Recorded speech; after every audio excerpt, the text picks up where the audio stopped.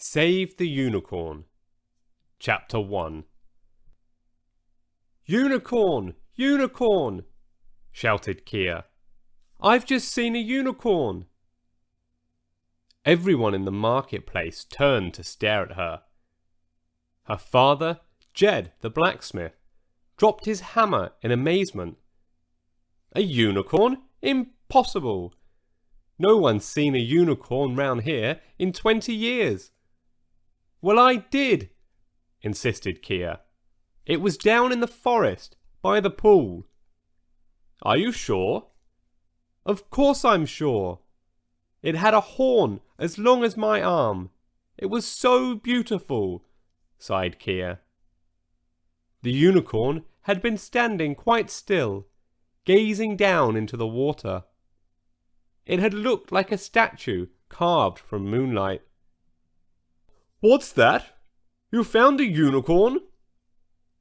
At the booming voice behind her, Kia spun round. Sir Crabcut was striding across the market square. Sir Crabcut lived in the castle. He was as broad and impatient as a bull with ginger whiskers. They bristled fiercely when he spoke, or rather when he bellowed. He only had one tone of voice, which was loud. Right now his eyes were bulging with disbelief. You? He thundered. You found a unicorn? A scruffy brat like you? Kia dropped a curtsy. Yes, sir, she said proudly. Humph! What did you do with it? I didn't do anything, said Kia. I just crept away, so as not to frighten it. What? He roared.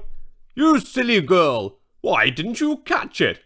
I could have added it to my collection. Collection? Kia was bemused. Then, with a gasp of horror, she realized what he meant. Once, peeping through the castle window, she'd seen a host of glass eyes staring back. Animals' heads were ranged around the wall. There were stags, wild-eyed wolves, surely bears, and even a small, sad dragon. Come to think of it, snorted Sir Crabcut, a grubby little peasant girl like you could never catch a unicorn. But it's just what I need for my collection. It'll look perfect over the fireplace. He turned and bellowed at the crowd. Well, what are you waiting for, men? Fetch the horses. Get your weapons and saddle up. We're going hunting. What? Cried Kia. You can't. I most certainly can. Jump to it, snapped Sir Crabcut, and the crowd jumped to it and began to run for their horses. Kia caught her father's arm. You mustn't let him catch the unicorn, she begged. The blacksmith scratched his head. I don't like it, but how can we stop him? Sir Crabcut's our master. If we disobey him, he'll clap us in chains. Well, he's not my master, declared Kia. If you can't save the unicorn, I will. I'll drive it away before he gets there. Can I borrow a horse? Sir Crabcut will take all the fast horses, but you can have old Molly if you like. Be careful. Chapter 2.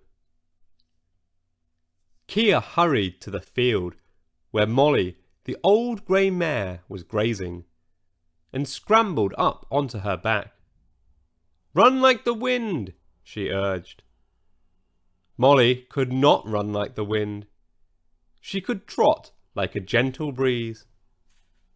She was balding and scarred and wheezy from many years of pulling carts, but she was always happy to carry Kia.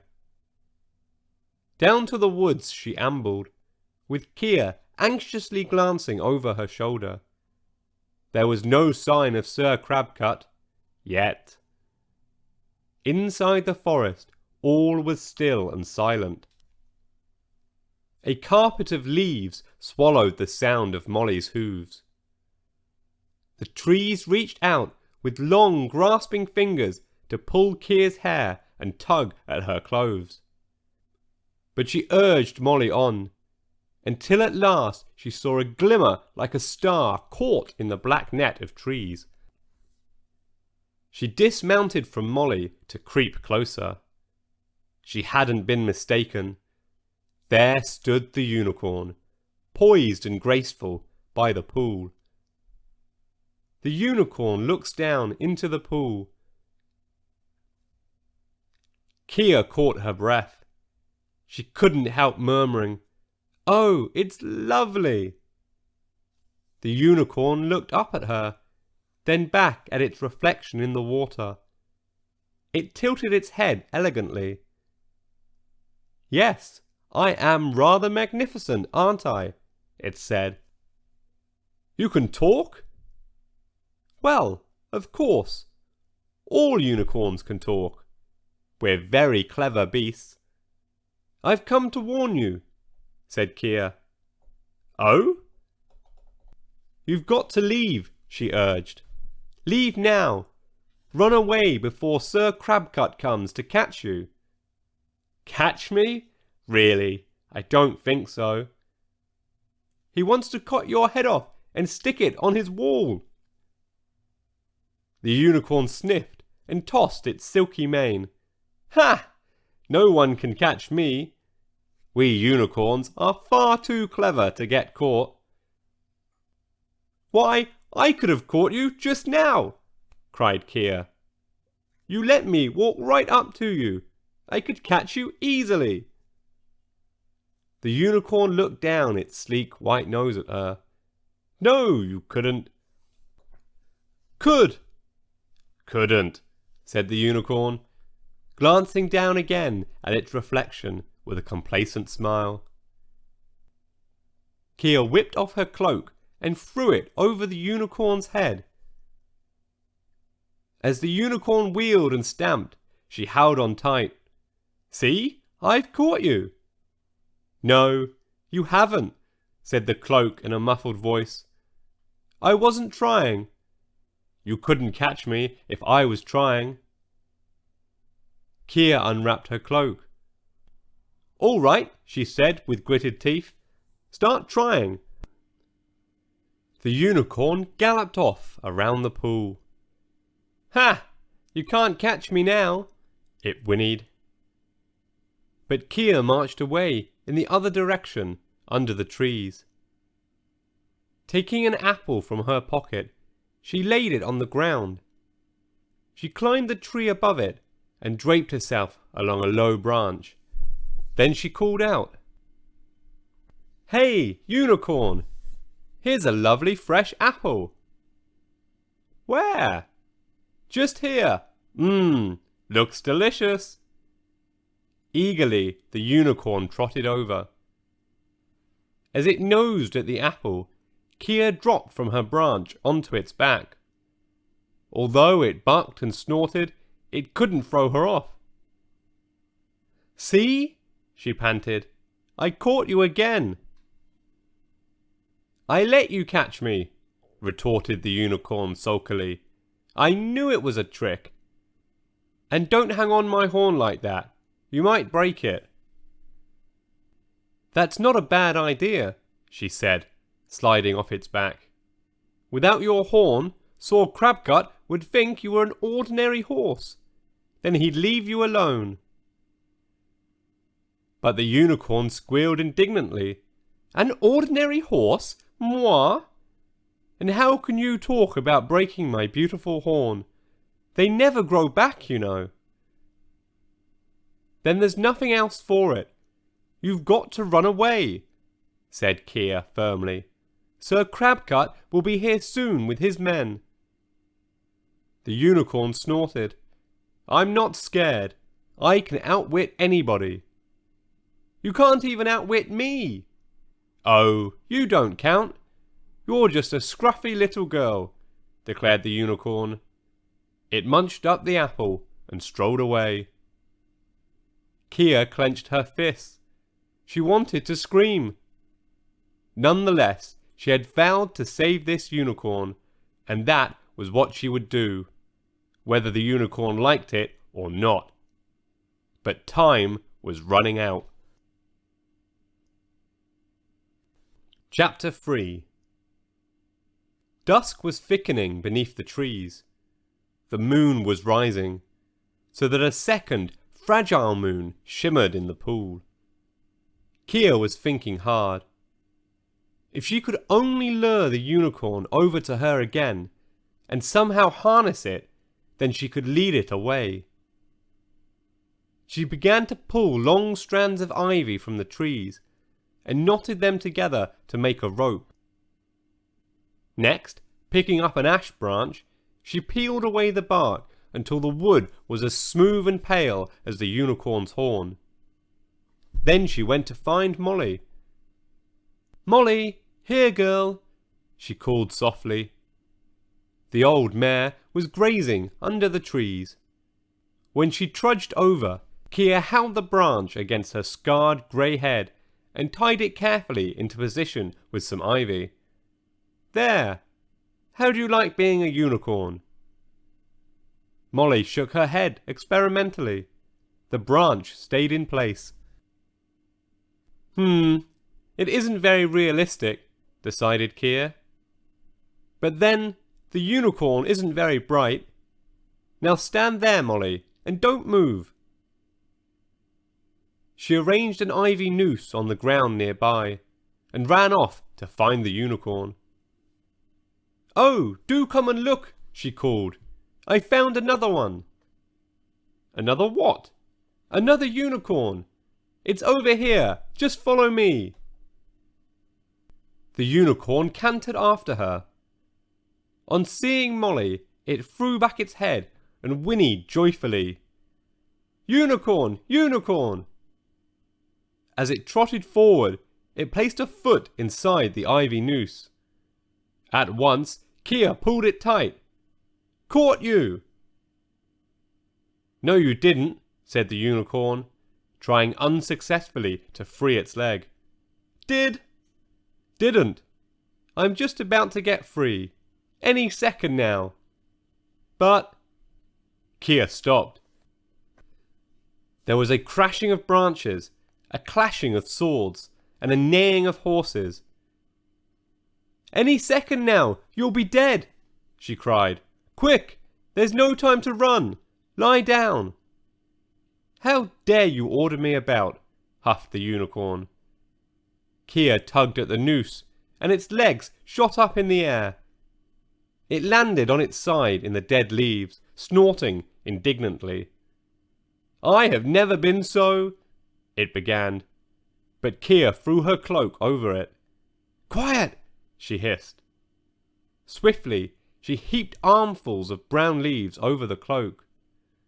By the time Sir Crabcut and his men rode into the clearing, she was standing innocently in front of a large pile of dead leaves.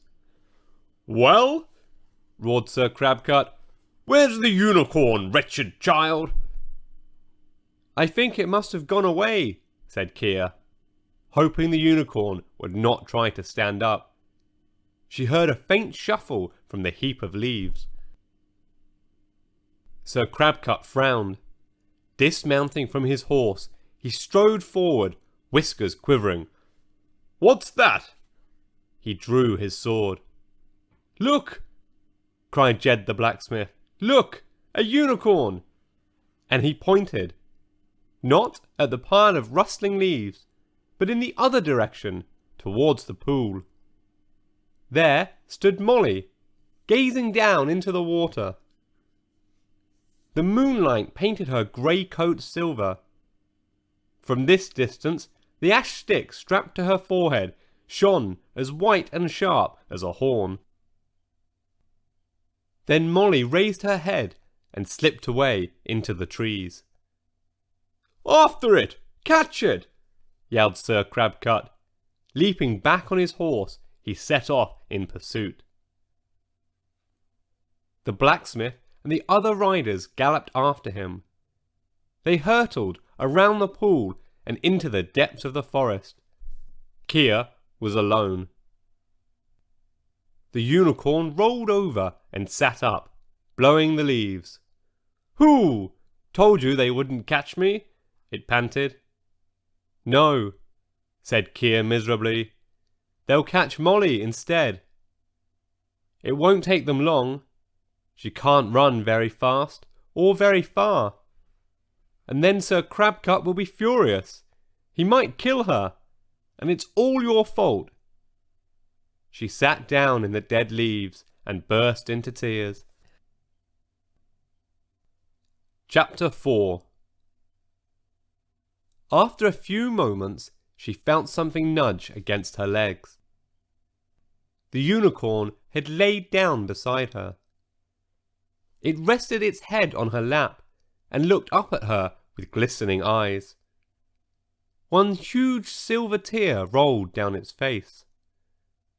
"Oh my," said Kia, and she used her cloak to wipe first the unicorn's face and then her own. "It's not really your fault," she whispered, sniffing. "It's my fault, for telling Sir Crabcut about you in the first place. I wish I'd never said a word." "I don't want Molly to get killed," wailed the unicorn. "I'll go and give myself up right now." It began to lurch to its feet. "No, you mustn't, stop!" For Kia could hear the rumble of returning hooves. She pushed the protesting unicorn back down into the leaves and covered it up again. Then she hurried forward to meet the horsemen cantering back through the twilight. Sir Crabcut held Molly's reins in his hairy fist. Furiously, he dragged the horse into the moonlit clearing. She was wheezing dreadfully and limping. The ash stick dangled from her shoulders in a tangle of ivy. Sir Crabcut seized the stick and waved it at Kia. "What do you know about this then, eh?" he bellowed. Kia gazed up at him, biting her lip. She did not know what to say. "Well?" It was her father Jed who answered. "It's nothing to do with her. You can see she's as surprised as the rest of us. It's just somebody's idea of a joke. It fooled us all." "Humph!" growled Sir Crabcut. "Silly little girl, who can't tell the difference between a unicorn and a cart horse." I'm very sorry, sir," said Kia. "I might have known it was a waste of time," he grunted. "There are no unicorns round here any more. It's 20 years since I last saw a unicorn in this forest, and I would have caught it too, if its horn hadn't broken off in my trap and let it get away." "Well, I expect it must have told the other unicorns," suggested Kia, "and they were all too scared of you to ever come back." "Scared of me? Yes, that's very likely." Sir Crabcut twirled his ginger moustache. Kia put her hand on Molly's back. She could feel the old mare's flanks heaving breathlessly. "Are you going to chop off Molly's head?" "What would I want with an old horse's head on my wall? It would look very vulgar. I only collect rare and special animals." "I hear somebody spotted a griffin the other week," said Jed the blacksmith casually. Sir Crabcut's eyes brightened. "A griffin? Where?" "Oh, miles away. Too far for you to go." "It's never too far for a griffin. Now that would look good on my wall. I'll have to set up an expedition." Sir Crabcut let go of Molly at last. "Well, come on, men. Enough dawdling. I want my dinner." He set off at a canter towards the castle. His tired men trooped after him. Only the blacksmith stayed behind. A griffin should keep him busy for a while, he chuckled. I hope so. I was so worried about Molly. Kia threw her arms around the old mare's neck and hugged her. Brave girl, leading them away like that. It's just as well Sir Crabcut's even more stupid than the unicorn. Who are you calling stupid? The unicorn rose up haughtily. A rustling drift of leaves fell from its back. Well, fancy thinking Molly's horn was real, said Kia. Do you think I don't know another unicorn when I see one? It walked gracefully over to Molly and nuzzled against her shoulder. Oh, honestly, couldn't you see it was only... Kia paused. Slowly, she reached up and stroked Molly's grey head.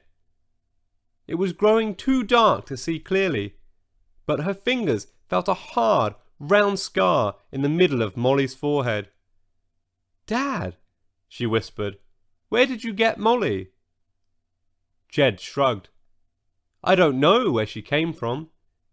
She just wandered into our field one day when I was a boy 20 years ago. Now, what are we going to do with this unicorn? You're not doing anything with me. The unicorn stamped impatiently. I'm taking Molly home. Molly? Asked Jed, bewildered. The old horse sighed. Then, in a cracked, husky voice that had not been used for years, Molly wheezed, I tried to go home, but I forgot the way. Oh, poor Molly! Really, Kia thought, stroking her ragged mane, unicorns weren't very bright at all. Then it's lucky that I know the right path, said the unicorn. I'll show you now. Come on. Kia stood back with her father and watched the pair of them prance around the pool. Molly followed the younger unicorn eagerly, tossing her stiff old head in joy.